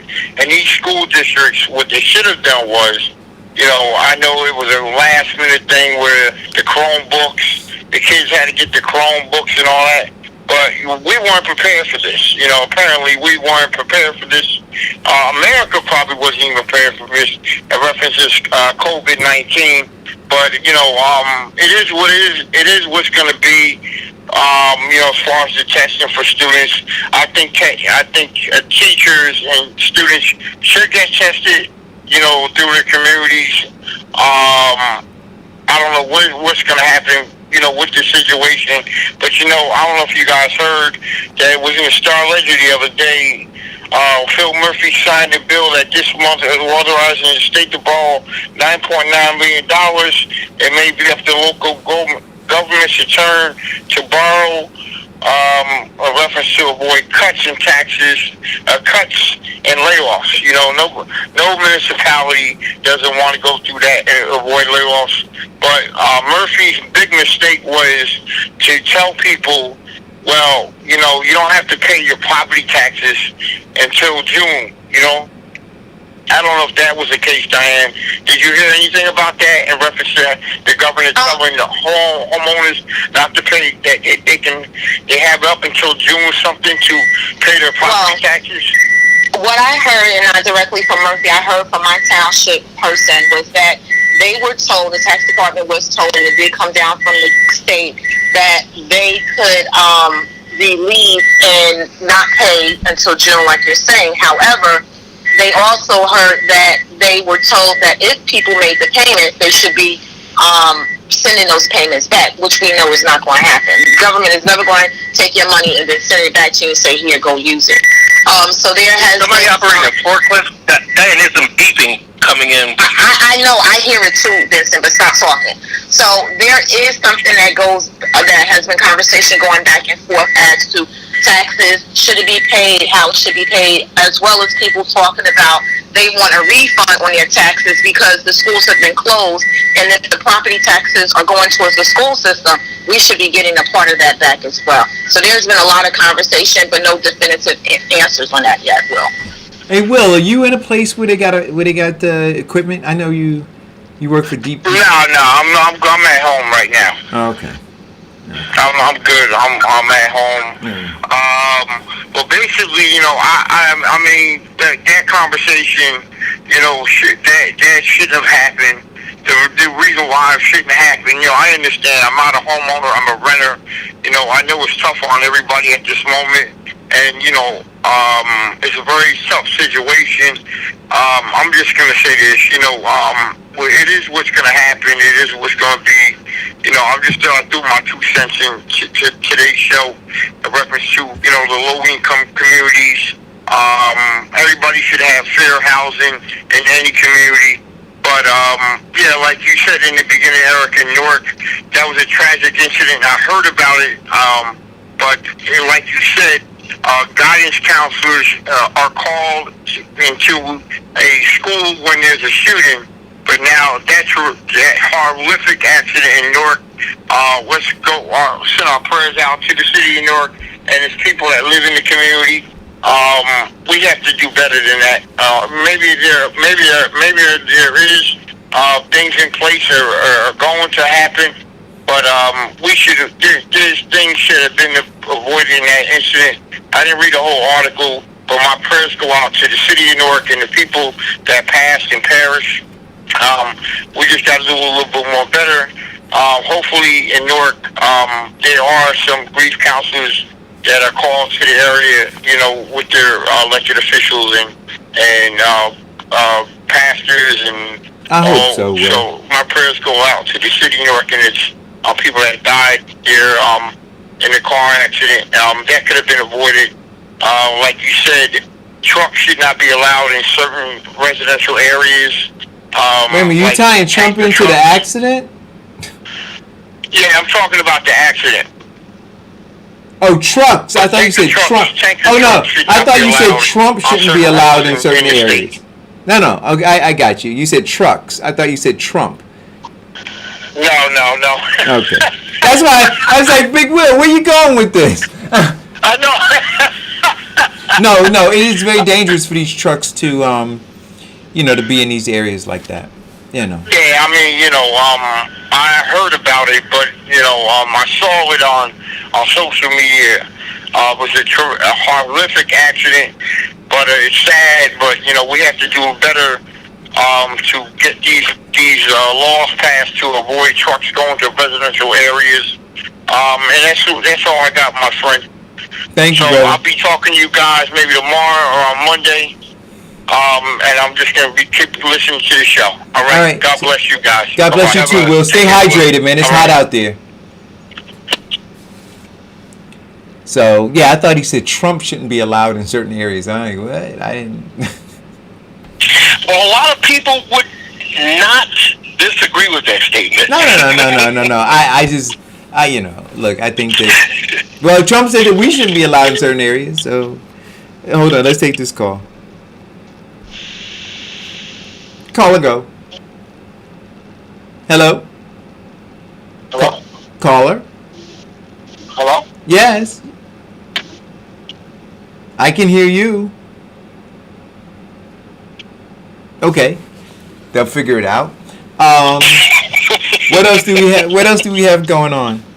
I'm getting punch drunk now. I'm literally operating on like 3 hours sleep. Go, Diane. Go. Oh wait a minute, Diane. Are you coming to the Union? Are you coming to the Union Union Farmers Market today? Are they going to have crab rolls? Lobster rolls? You know, hey Diane, I will do this. Hold, let's take this call. Caller, please hold. I'll do it because this is important.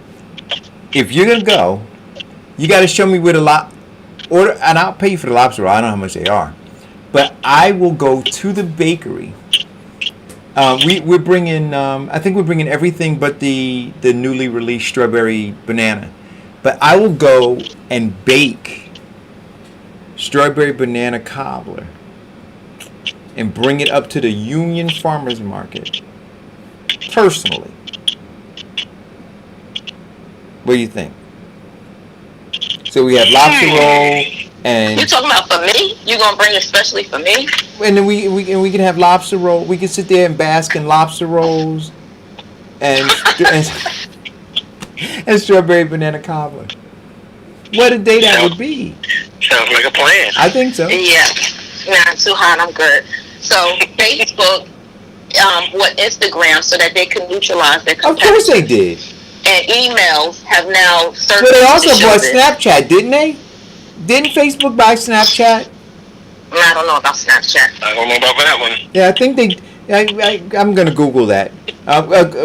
We got a call. Caller, go. And while you're talking, I'm gonna Google and see if Facebook bought Snapchat. Hello, caller. Okay. They dropped again. Oh, somebody says yes. They did. They did. Yeah, they brought. I think they're saying yes to them buying Snapchat. But yeah, that's what happens, right? So you purchase these smaller companies to eliminate competition. Right. Look, Would do the same thing. Why not? I would. I mean, I would. Okay. Why Well, wouldn't let's you? see.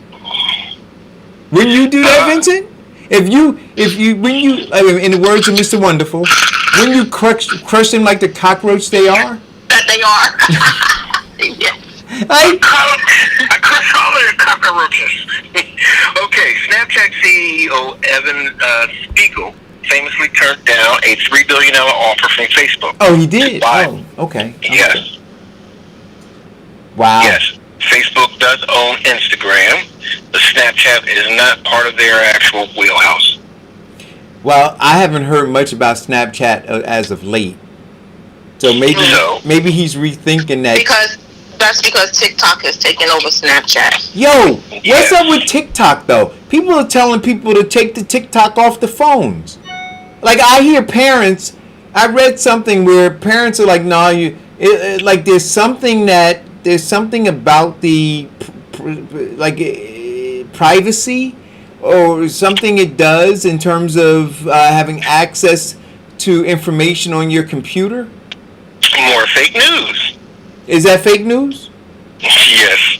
It's also part of the fake news group. TikTok has been actually targeted by by saying that the Chinese own it and they're taking all of your information off of it and using it against you, which is half true.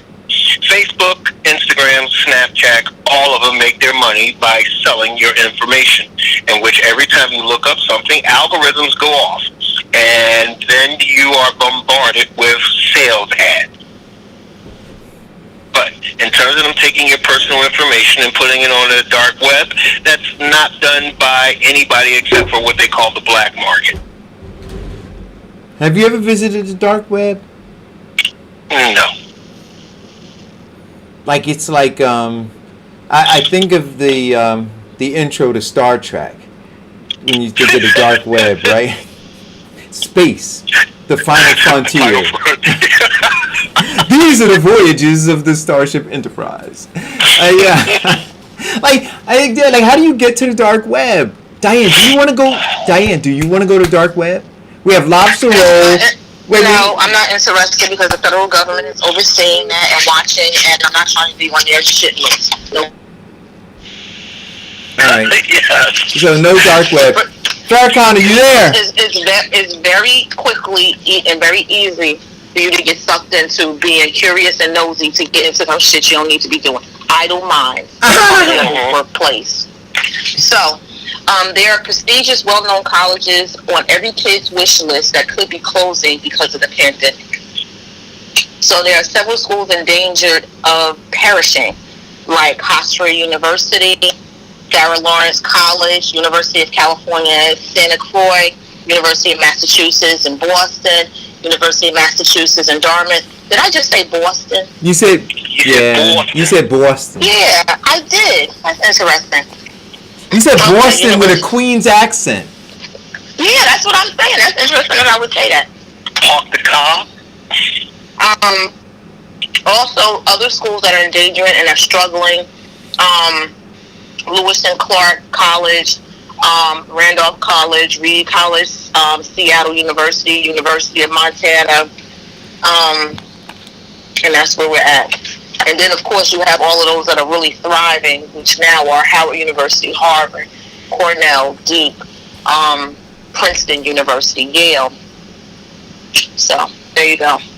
So, hopefully your kids choose the right schools, because otherwise the school may be closing. You lose your deposit. You're fighting to get that back. Well, I'm fighting to get back my daughter's tuition, or a part of it, because we pay for dorms and all that other stuff, and she'll be virtual learning this semester. So I don't know about the other colleges if they're doing anything. So now, like what are that. they saying to you about getting reimbursed for that? Oh, so far I got nothing. I haven't even got a return email. Wow. Wow. And hey, look, I did the same thing with my college because they're virtual too. And getting there's a big difference in paying for on-site. The same thing that they're saying about the school board, because one of the big things that your taxes pays for is a lot of the utility and services. Since they're not having that, we need some refunds. Well, Diane, you say the same thing about public school, right? Since it's not going to, Oh, absolutely. I've been back and forth with one of the board members that sits on the school association board for the state about why we should be getting our money back, and she states that even though the buildings are closed, things are still happening. I said that's not true. And even if they are happening, they're not happening at the rate that they were happening before. So you can't tell me that you got the air conditioning Diane, running. but you know about going back and forth with or you got water running from the toilets being flushed and all of that. The same amount at the same level that they are when the schools are at full use. So while the kitchens may be still open for a minimum amount of time because they're providing free lunch for the children out of those locations, trust me, it's not the same amount of hours, and they're not doing any additional cleaning than they were cleaning before in these buildings. So I don't believe that we should not be seeking a refund back for these things. Refund. Hey, look. And my easiest way to see it, the first thing that we need to do when things are tight in your house, you start cutting back. So what should we cut back on? Salaries. Well, whose salaries should go? All of the elected officials. Talk about salaries. These are not supposed to be their full-time career jobs. These are supposed to be public service positions. Cut all of those salaries. When you cut those salaries, you cut those benefits, we'll have a huge chunk that we'll be saving right here. Oh, we could get millions of dollars in cutting the salaries of those made-up jobs for people who supported the elected officials. Yeah, we could do that too. Those no-show jobs. Those no-show. Yeah, thank you. Those no-show jobs. I mean, when New Jersey residents, aren't y'all tired of just taking it? God. No, they say one more again. So Ron Rice Sr. is fighting with the state. Oh God, no. Trying to get No. recruitment bill. No, Diane, no. Shut up, Eric. He's fighting. Listen, you know what? Listen, Ron Rice Sr. Senator Ron Rice Sr. has made a living. Wait a minute. Hey, Ron Rice has been there since I was a little girl. And he has made a living out of finding somebody to fight against. But let me tell you, I'm telling you. Listen, if there was nobody to fight against, he'd be fighting against himself. You can't even find them. You can't find them. Where's Donald Payne Jr.? Home. You're like, really? Oh, so my he's trying God. to get A-2394 passed the Assembly. That's the Assembly bill number, and the Senate bill number is S41, which requires each state, county, and municipal law enforcement agency to establish a minority recruitment and selection program in accordance with guidelines issued by the Attorney General. So basically what he's saying, he's pressed hard for this bill to put together a package that aims at improving relations between law enforcement and minorities, including, and Shirley Turner, the senator, is also working with him. The minority recruitment and selection program is required to set specific goals for recruiting and hiring minorities and females,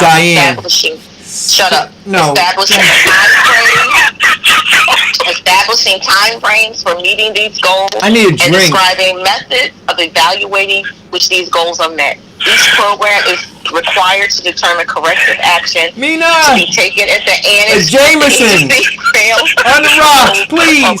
Shut up. Make it a double. The bill requires each law enforcement agency to post recruitment and selection program on the agency's official website. This is a good deal. However, you know that the Senate Law Enforcement Committee ultimately released the bill, but not for some of the same spark. Of course, Senator Joe Cryan of my district is always against everything that a black person wants.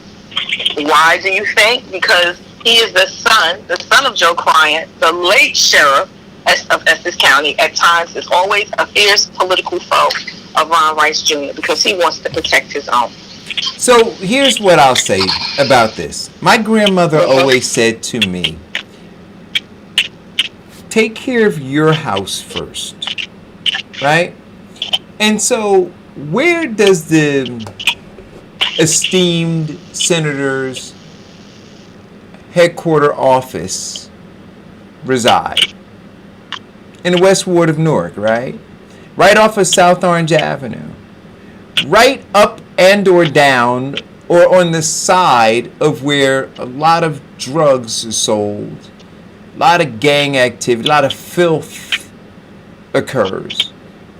So like this idea of fighting for these lofty things, when you can't manage that, sweep in front of, listen, I'm going to take a picture of his headquarters, and I guarantee you that there's filth on the sidewalk in front of his headquarters, and that same filth has been there not just today. Like, it wasn't that the wind blew it there. It's filthy. Take care of that, Senator Rice. Like, show those people in that area. Like, before you start talking about some other kinds of things, these lofty goals, just get a broom and a dustpan and freaking sweep. It's crazy, Diane. Like, I listened to, like, my life. I've seen Senator Rice has just literally lived off the public dole. Right? He was he was a police officer, right? Law enforcement officer. Then he left. Then he retired, I think.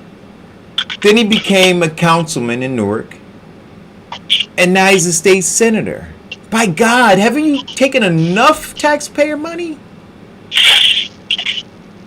Enough? Diane, is the bill unfair, or is there some valid to what Eric is saying? Eric is talking shit as usual. No, I'm not. Diane, no, I'm not. The bill is necessary. There are many bills that are necessary, but the formation of what happens after the bill goes into place is the problem. It's great, and I say it all the time, it's great to put up all these ideas, to be in these positions, to do these things, but if you don't enforce what has been passed as now a law, it means nothing. And I think, go ahead. Also, our Senate consists of passing bills that say one thing, but in reality, they use it for something else. Oh, wait, did you hear her talk about raising the... Ron Reich. They're talking about raising the gas tax. The gas tax. Of course. More taxation, because we got a lot of representation. Absolutely. Why not raise it? Take the rest of the money that's left. Why not? One of the big reasons they're raising the gas tax is because of the COVID-19. People aren't going anywhere, or not as much as they used to. So they're hurting for that money. Well, it's not productive to raise the tax. Again, I will always say, if your budget is tight, the first thing you need to do is look at your expenses, because you should not be spending more than you make. And if you have less revenue coming in, but you have a lot of expenses, meaning money going out, then something you have to take a look at. And when it comes to government or any company or business, you should be starting to look at your salaries. Top heavy. Where's the majority of your money going? If it's going into salaries, into benefits, then you need to start going into those items and looking with the fine-tooth comb to eliminate what is not necessary. I read on Facebook that Irvington is facing financial issues. Yes, Irvington at one particular time, and I don't know if they still do it, they used to do furloughs, 4-day work weeks. You worked 5 days, you got paid for 4.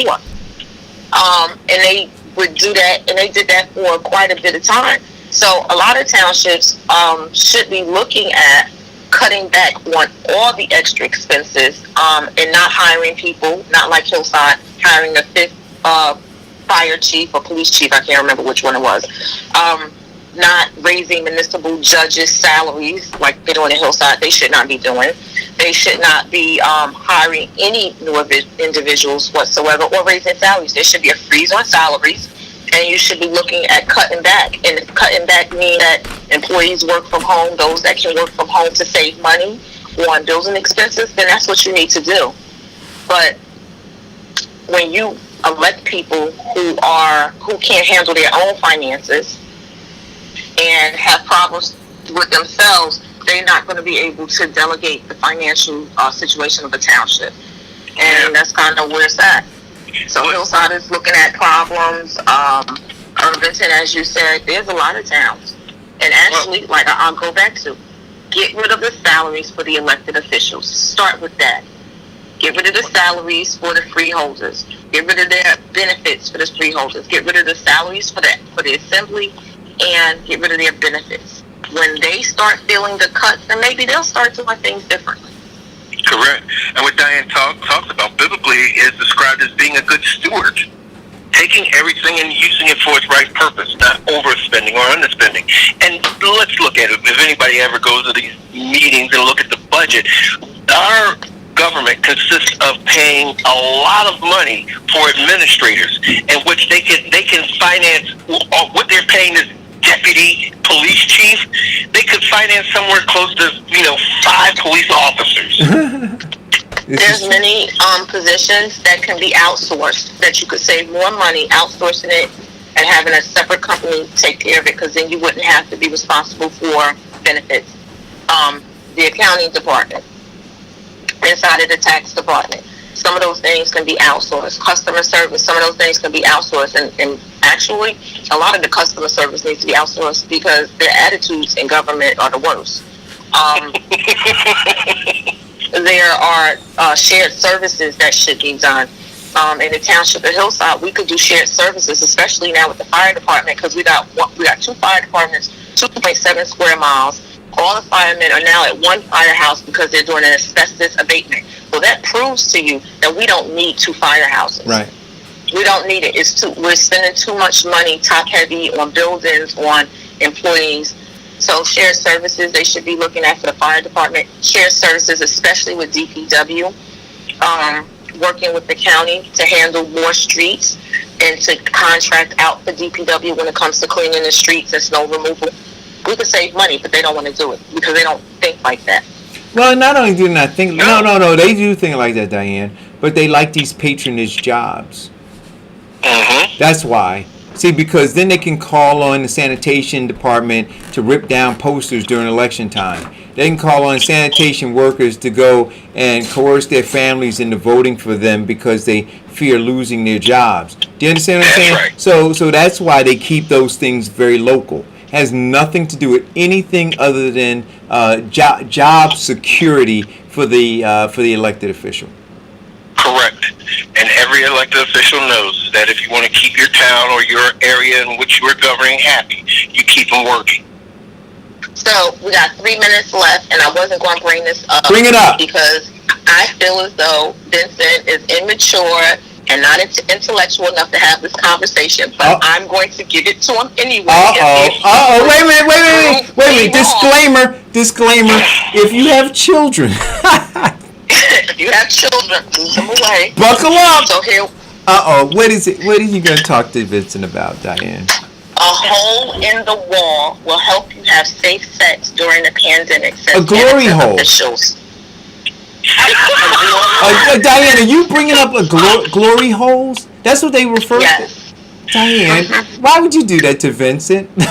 So public health officials in one Canadian province issued a new state guideline for having safe sex during the coronavirus pandemic. Now, this article came out of the Miami Herald. There was a separate article that came out of New York City that they talked about it as well.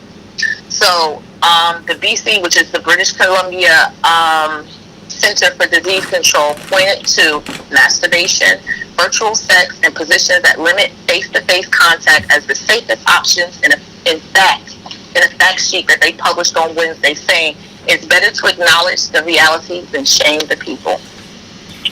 Go ahead, Vincent.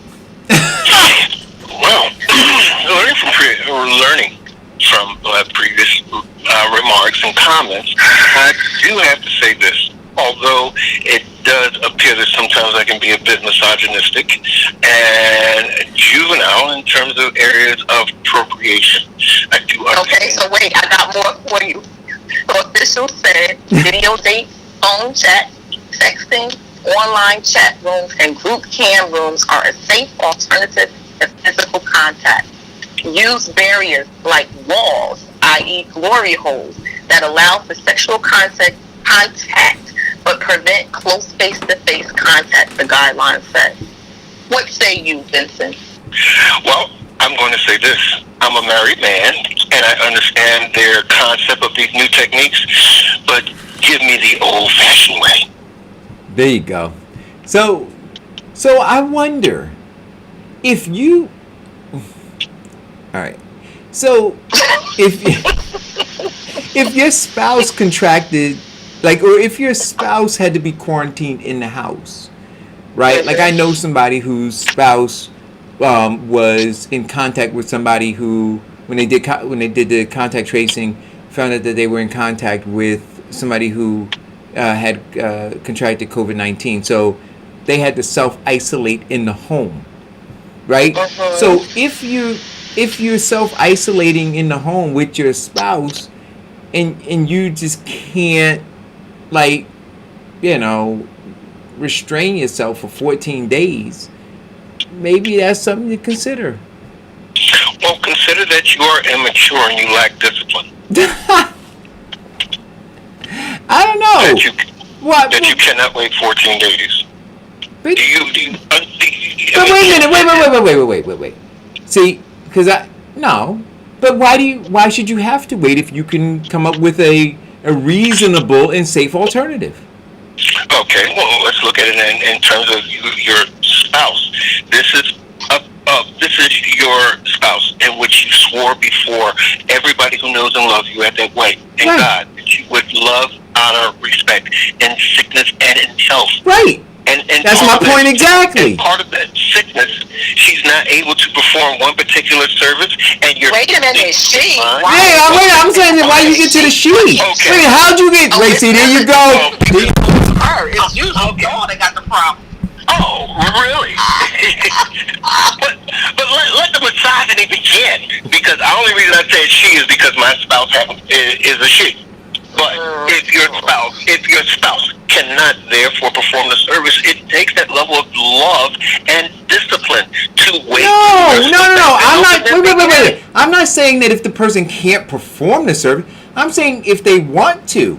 So if you So here's what this is a scenario I painted. I didn't say that the person is suffering and can't perform any service. I'm saying assume your spouse was at work, right, and was hanging out with her girlfriend at work, and then it turns out that her girlfriend at work contracted COVID-19. Well, now your spouse has to self-isolate. Now, she may not be sick at all, but because we know that she could be asymptomatic for 14 days, right, according to the science, that she self-isolates. Now, nothing's wrong with her, but she's in a different room for 14 days. So I'm saying, so why wouldn't, if they're adults, consenting adults, and they say, listen, I love you so much, I got the hots for you so much, I don't want to wait 14 days. Not that I can't wait. I don't want to wait. And you know what? We don't have to wait because there's an alternative. Yeah, we could put a hole in the wall. It's my house. That's all we got today. That's all we got today, guys. So listen. Hey, it's your house. It's my house. And I live here. So during the COVID-19, if you happen to get your hammer to make it happen because your spouse is isolated, then hey, God love you. I'm not judging. That's all I'm saying. I'm not judging. All right. Thank you guys for tuning in. This is a great show. I look forward to doing it today. So kudos. And thank you all for tuning in. Stay safe. Right, Vincent? Right. On behalf of Eric Dawson and Diane, the queen of streaming media, I'm Vincent Squire. We'd like to say to you, be safe, wash your hands, wear your mask, keep socially distant, and keep your family safe. Above all, if you have to, put a hole in the wall. I knew I couldn't help it.